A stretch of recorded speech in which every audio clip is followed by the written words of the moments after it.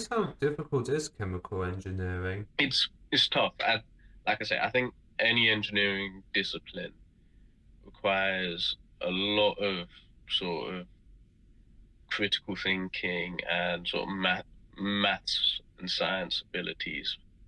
But while I'd say it's tough, I wouldn't say it's the toughest discipline of engineering. I'd say if you're looking at something like mechanical, which sort of goes into like aerospace engineering, so I'd say something like aerospace engineering and mechanical engineering will probably slightly tougher based on comparing my friends' experiences to mine from the year. Why just how difficult is aerospace engineering compared to your Uh, field? it's it's a lot more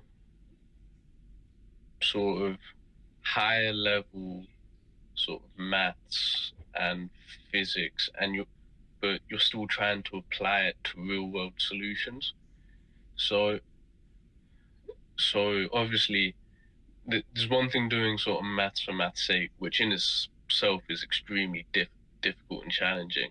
But when you're trying to take sort of maths that goes well beyond anything you'd have done at A level, and you're trying to apply it to a real life jet engine, then you can see where the challenge might arise. And with all the safety regulations with air travel anyways. Oh yeah, and all the safety and all the risk analysis. But risk analysis, oddly enough, is one of the easier parts of engineering because a lot of it you just apply common sense.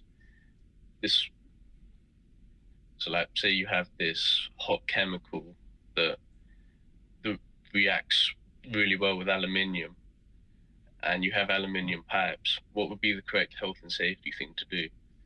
Replace the pipes with something that isn't aluminium. And while a lot of it requires innate knowledge, a lot of it you can just use common sense for, which makes it a bit easier as well.